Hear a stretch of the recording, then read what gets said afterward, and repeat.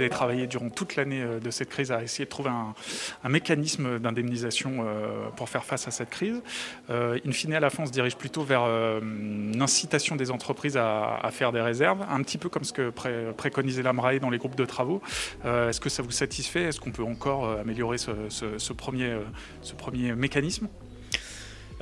Effectivement, la conclusion qui a été la nôtre après quand même de longs mois de travail, tous ensemble, vraiment entreprises, assureurs et assureurs, le risque manager, État, a été qu'il y a certainement un vrai intérêt à avoir un partenariat public-privé et une application de l'État, mais que manifestement le temps n'était pas venu sur ce risque-là, sur le risque de la pandémie, d'un partenariat sous la forme d'un régime assurantiel. Parce que, pour deux principales raisons, les entreprises aujourd'hui ne sont pas prêtes à payer de nouvelles charges, surtout si elles deviennent obligatoires, ce qui est la condition posée par les assureurs.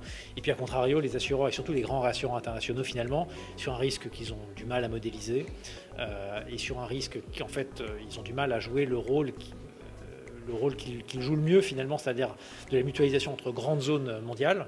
En revanche, la pandémie, tout le monde a été touché. Ils ne sont pas capables de mettre de la capacité. Et s'il n'y a pas de capacité, finalement, c'est tout l'intérêt d'un tel régime qui ne fonctionne pas.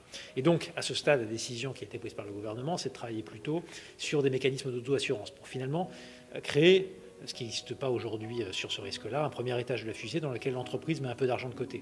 Ce qui est cohérent aussi avec la politique du gouvernement en matière de renforcement des fonds propres. C'est un peu la même logique, finalement, avoir un peu d'argent de côté pour faire face à un certain nombre d'aléas, un certain nombre de grands risques, avec des solutions qui sont de toute façon pas les mêmes pour une grande entreprise, pour une ETI qu'une TPE, qu'un boulanger, un restaurateur, évidemment. Et donc on travaille sur deux pistes finalement qui ont vocation à traiter ces deux types d'entreprises différents. Quelque chose qui est finalement très simple, des provisions qui peuvent être conservées au bilan de l'entreprise pour une TPE. Et puis ça a été l'objet de nos discussions ce matin à l'AMRAE, développer plus qu'aujourd'hui, et surtout les développer en France, des captifs de réassurance, donc finalement des sociétés de réassurance internes au groupe, qui leur permet de mieux gérer leurs risques, de le gérer de façon intertemporelle. Et on pense que développer ça pourra contribuer, comme sur d'autres risques, à aussi permettre de développer finalement de l'offre assurantielle. Parce que l'entreprise est capable de démontrer à son assureur qu'elle gère son risque, qu'elle le pilote, de lui proposer finalement une réassurance partielle, qu'elle a accès aussi en direct à la réassurance, et bien finalement ça permet aussi de développer de la capacité. Et donc l'équation elle se posera différemment, vraisemblablement dans quelques années, quand on sera sorti de la crise, quand les entreprises auront commencé à réinvestir, pourront se reposer cette question de s'assurer, et qu'elles auront développé des outils de gestion des risques, et en particulier pour les grandes entreprises, mais aussi les ETI, des outils de type captive. Très bien. Je rebondis sur les captives. Où est-ce qu'on en est? C'est vrai que la France veut devenir une place depuis quelques mois forte sur les captives. L'idée, c'est d'essayer de rapatrier du Luxembourg les captives déjà existantes et de faciliter celles qui veulent s'implanter en France. Où est-ce qu'on en est? Quel est le timing, par exemple?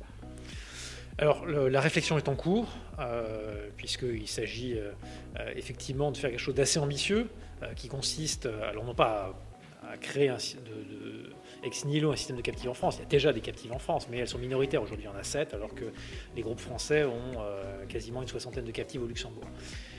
Mais c'est le rendre plus compétitif par rapport à ce qui se fait à l'étranger, ce qui consiste à revoir le cadre de gouvernance pour tirer vraiment toutes les conséquences du principe de proportionnalité. Maintenant, on a Solva 2, et finalement, au Luxembourg, ils ont aussi Solva 2. Donc, on n'est peut-être pas dans l'histoire qui pouvait exister il y a 10 ans, où il y avait un cadre tellement plus léger au Luxembourg. C'est plus vrai aujourd'hui, on a tous Solva 2. Mais pour autant, en matière de proportionnalité, on peut faire des choses. C'est un premier axe de travail. Et puis le deuxième, c'est avoir un mécanisme de provisionnement qui permet finalement de mettre de l'argent suffisamment longtemps, et puis sur suffisamment de risques, qui sont typiquement des risques de perte d'exploitation. C'est ce qu'on a vécu pendant la crise, et permettre d'avoir un traitement fiscal qui soit adapté. Voilà, donc ça ne se réduit pas du tout à un sujet fiscal, c'est vraiment une mécanique de provisionnement dont la fiscalité était évidemment un aspect, et puis donc des aspects plus de gouvernance qui sont liés au rôle de la CPR, typiquement au reporting, que sont face captives. Et en termes de calendrier, c'est le gouvernement qui décidera le moment venu. Ça a été annoncé début décembre, donc on peut penser que ce sont des annonces à venir pour les prochaines semaines.